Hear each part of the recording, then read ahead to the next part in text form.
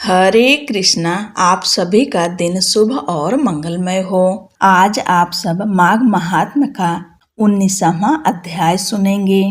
आप सभी भक्तों का आज की कथा में स्वागत है। वह पांचों कन्याएं इस प्रकार विलाप करती हुई बहुत देर प्रतीक्षा करके अपने घर लौटी। जब घर में आई तो माताओं ने कहा कि इतना विलंब तुमने क्यों कर दिया।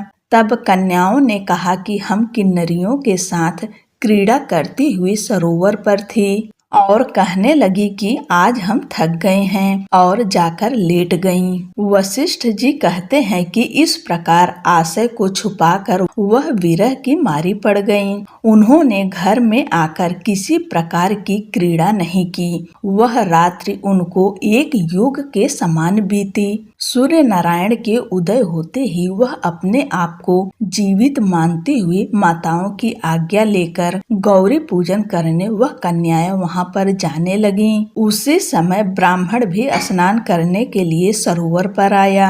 उसके आने पर कन्याओं ने वाह वाह किया। जैसे कमलिनी प्रातः काल सूर्योदय को देखकर कहती हैं। उसको देखकर उनके नेत्र खुल गए और उस ब्रह्मचारी के पास चली गईं। आपस में एक दूसरे का हाथ पकड़कर चारों तरफ से उसको घेर लिया और कहने लगी कि मूर्ख, उस दिन तो भाग गया था लेकिन आज नहीं भाग सकता। हम लोगों ने तुमको घेर लिया है।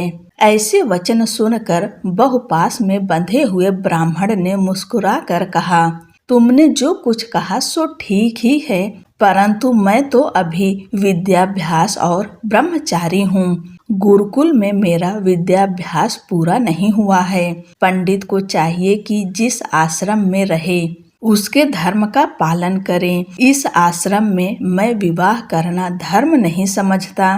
अपने व्रत का पालन करके और गुरु की आज्ञा पाकर ही विवाह कर सकता हूँ, उससे पहले नहीं कर सकता। वैशाख मास में कोयल बोलती है।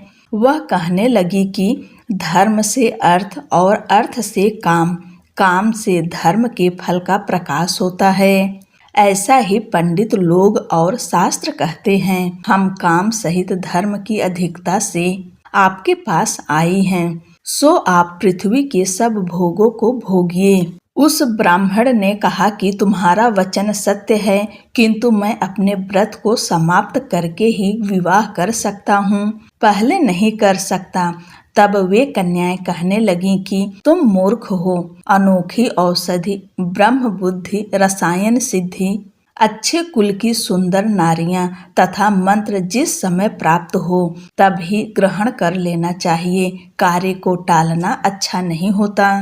केवल भाग्य वाले पुरुष ही प्रेम से पूर्ण, अच्छे कुल से उत्पन्न, स्वयं वर चाहने वाली कन्याओं को प्राप्त होते हैं। कहाँ हम अनोखी नारियां, कहाँ आप तपस्वी बालक। यह बेमेल का मेल मिलाने में विधाता की चतुराई ही है। इस कारण आप हम लोगों के साथ गंधर्व विवाह कर लें। इनके ऐसे वचन सुनकर उस धर्मात्मा ब्राह्मण ने कहा कि व्रती रहकर इस समय विवाह नहीं करूँगा, मैं स्वयंवर की इच्छा नहीं करता।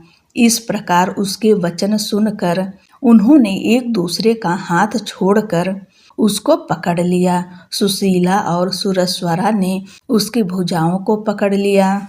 सुतारा ने आलिंगन किया। चंद्रिका ने उसका हाथ पकड़ा।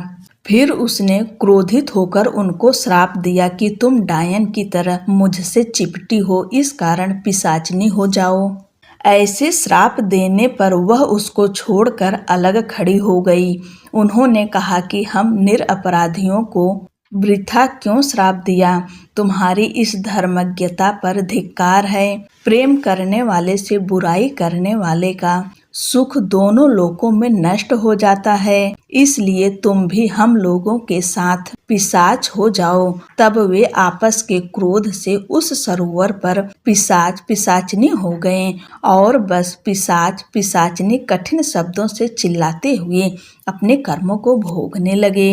वशिष्ठ जी कहने लगे कि हे राजन, इस प्रकार वह पिशाच उस सरोवर के इधर उधर फिरते रहे। बहुत समय पश्चात मुनियों में श्रेष्ठ लोमस ऋषि पौष शुक्ला चतुर्दशी को उस अच्छोद सरोवर पर स्नान करने के लिए आए।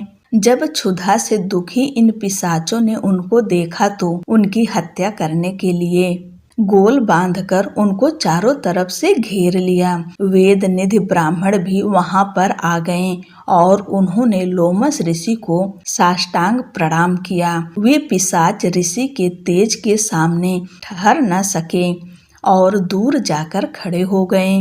वेद निधि हाथ जोड़कर लोमस ऋषि से कहने लगे कि भाग्य से ही ऋषियों के दर्शन होते हैं। फिर उन्होंने गंधर्व कन्या और अपने पुत्र का परिचय देकर सब वृत्तांत सुनाया और कहा कि हे मुनिवर, यह सब ही श्राप मोहित होकर आपके सम्मुख खड़े हैं।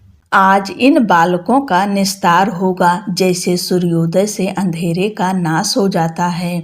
वशिष्ठ जी कहने लगे कि पुत्र के दुख से दुखी हुए वेद निधि ब्राह्मण के ऐसे वचन सुनकर लोमस ऋषि के नेत्रों में जल भर आया और वेद निधि से कहने लगे कि मेरे प्रसाद से बालकों को शीघ्र समृद्धि पैदा हो। मैं उनको धर्म कहता हूँ, जिससे इसका आपस का ज्ञान विलीन हो जाएगा। बोलो लक्ष्मी नारायण की जय। आज की कथा यहीं पर समाप्त होती है। आगे की कथा अगले की वीडियो में सुनेंगे। तब तक के लिए जय श्री कृष्ण, राधे राधे।